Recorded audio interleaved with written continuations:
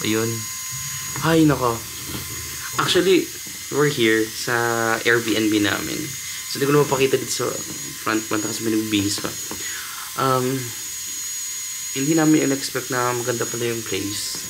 Ayan. Kasi akala namin putyo-putyo lang. Kasi, imagine yung per night magkano? Nasa parang 2K ata or almost 2K ganyan. Tapos, sobrang linis ng restroom, banyo. And then, supposedly mag-check-in kami ng 3 PM pero since maaga kami dumating, pinagbigyan kami ng may-ari. Siya din nag-offer. And then, ayun, ang neighborhood nila dito, parang local area sa atin. And then yung neighborhood ay tahimik naman. Wala namang problema. Tsaka hindi mo marinig yung mga cars or whatever sa labas. Sobrang tahimik niya. So, recommended yung place. Maganda siya. For its price, ha. And then, so yun, sobrang pagod talaga namin. Naligo muna ako kasi grabe yung struggle namin hanapin tong place na to. Kasi sa main station kami bumaba, ang dami namin pinuntahan, ang daming pasikot-sikot, makarating dito. And then nilakad namin. So yun, gutom, pagod, antok, puyat, lahat. Nag-mix na guys. So yun. Ang init talaga. Kanina. Ay, hindi naman mainit. Nagpapawisan lang. Kasi ngayon dito, yung temperature is nasa 22 degrees sabi ko kanina. So, ayun. In a few, lalabas kami ulit at magagala-gala kakain. Sisimulan namin ang day 1 for our day 1 itinerary. See you in a few. Hi guys, we're back. So, ay nakapag-freshen up na kahit sobrang haggard na mga itsura natin for today's video.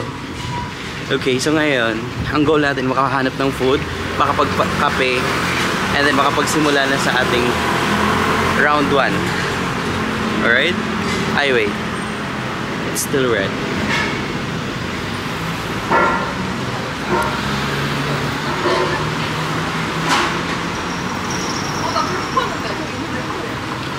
Good luck sa atin for today.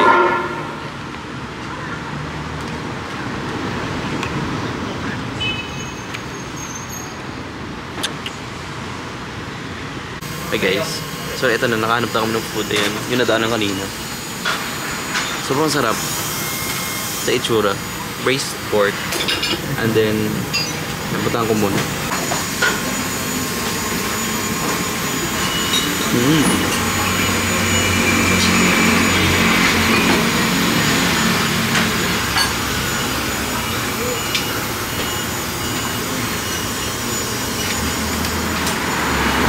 I don't understand how to read this. So yeah, ito siya. Ayan, along the street lang. There you go.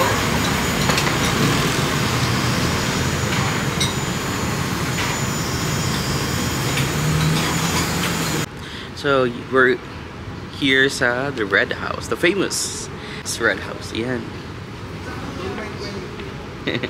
So we're just done with our breakfast.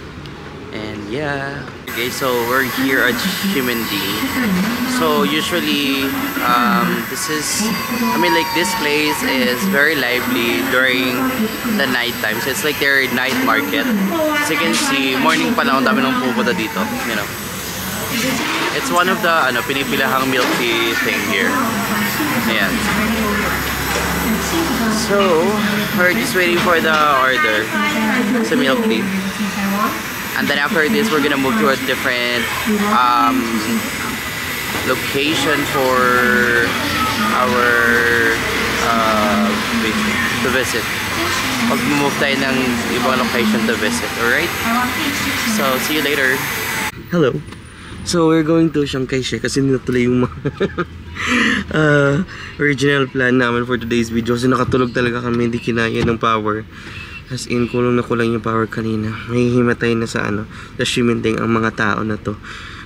Tapos, for today, for ngayon, diretso na kami ng Chiang Kai-shek.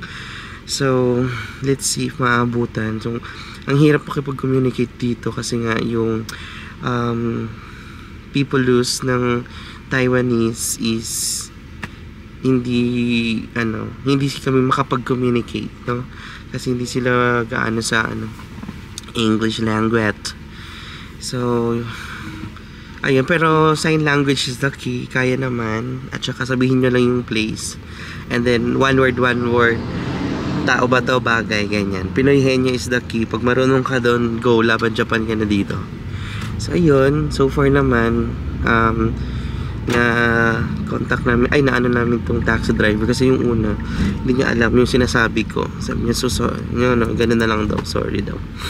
So yun, so far naman si sir, nakuha niya, intindihan naman niya itong pangalawa. Nirecommend niya na lang kami sa kasunod niyang taxi driver. So we're now heading to Chiang Kai-shek. So yun. So far masaya naman dito, hindi ganun kainit pag hapon. Sa atin mainit. Wow. Tingnan nyo guys, may mga pa-food pa sa labas.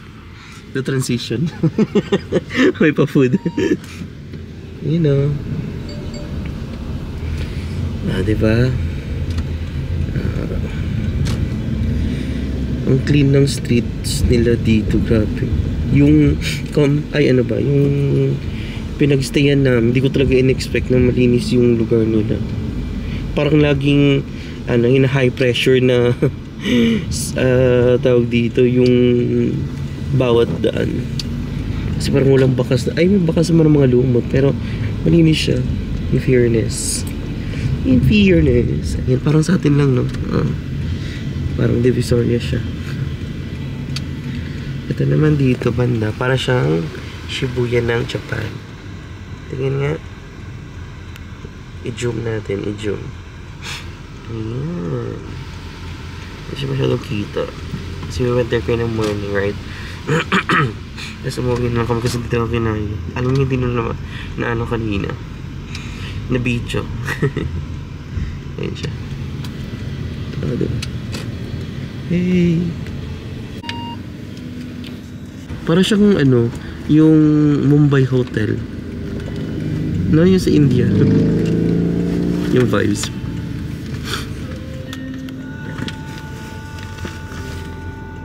Ayan siya.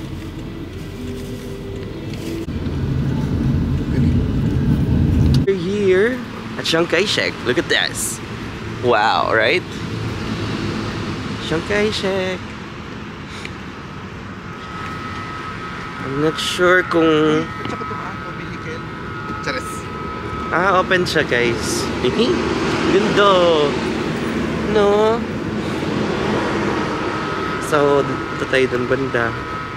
Sa kabilang something. Ang ganda niya, promised.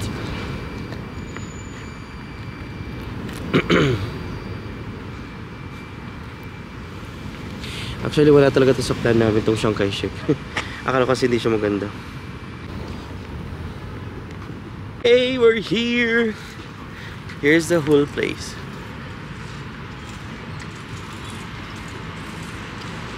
Yeah, you see that? Picture tayo ng camera mo. Super ganda guys, grabe. This is one of the best infrastructure. Kahit? Sorry. Ang galing ng architecture dito. Diba? Amazing siya. Paano kung makikita? Shade ako ng shade. Pula kasi mata ko eh. Super ganda, promised. You know. Oh, this is amazing. Amazing talaga siya. So maraming tao ngayon dito. And then in a few minutes, after mag-picture dito, lilipat kami sa next destination. Para marami na tayong puntahan for today. Kasi nakapunta na ako kanina kasi malapit lang sa amin yung The Red House, yung LGBT na crosswalk, yung pedging sa doon malapit sa Red House. Ayun. So it's also a famous attraction here in Taiwan. So we are looking for a place to have our dinner kasi tapos na tayo dito. So isang place lang talaga napuntahan namin kasi medyo malaki talaga siya. Para siyang times 5 ata na Luneta Park. Super laki niya guys. Ayan. And we have some photos na rin dito. So far, so good naman. And then, hindi siya nakakairita kasi hindi mainit. So, Pwede mag-bus. yan. Saan mahanap namin yung gusto namin puntahan. Alrighty.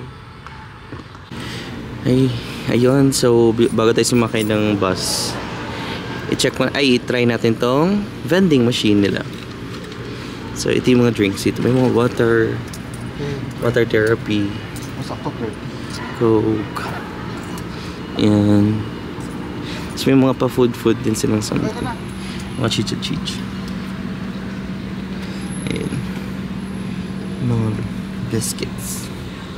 Wala po.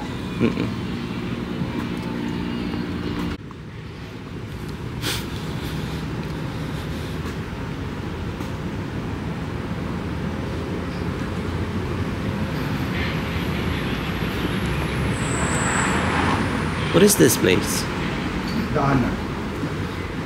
Let's go there, oh. Kasi nandun yung ano. Grabe yung mga ganito kasi naman. So, saan tayo pupunta? Nanjichang Night Market. Pupunta daw kami ng Nanjichang Night Market. So, makita kami ng bus number 204. Kasi pupunta daw to doon. Ayan. In fairness, pupunta yung bus nila. Tap lang. Tap. Ito yun. It's gonna teach you sa harap.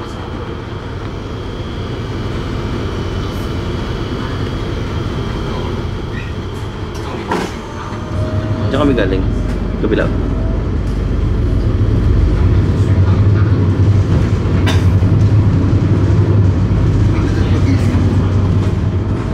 Ano?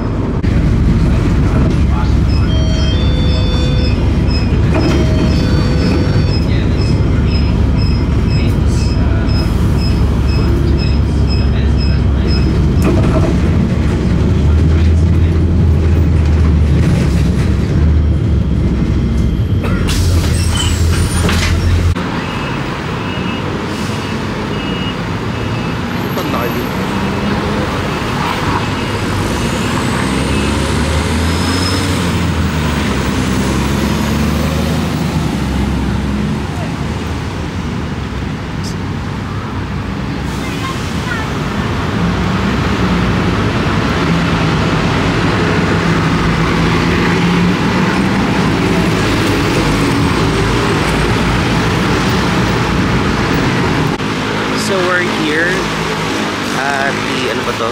Yung may apartment something kanina. Nakalimutan ko pangalan. Ay, marami sa mga foods here. Ayan, look at that. So ayan, marami siya. So it's a night market here in Taiwan. Ayan, may mga claw machines. So if you wanna get AirPods, ewan ko legit yan. Ayan, dami.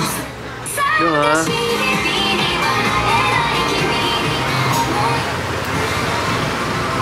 Anong pangalan nitong area na to? Nanjichang Night Market. Nanjichang Night Market. Cha. So ayan, marami siyang mga food dito. Yung mga pinipilahan. So look.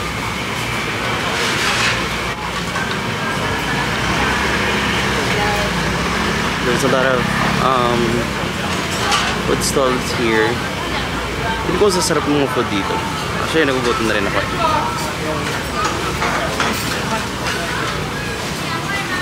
Ang daming mga local cuisines na ina-offer. May mga pa-steak din ata. Ang galing, amazing. Although night market hindi siya ganun kadami dito. It's a nice place. Oh, nice. Look at this place.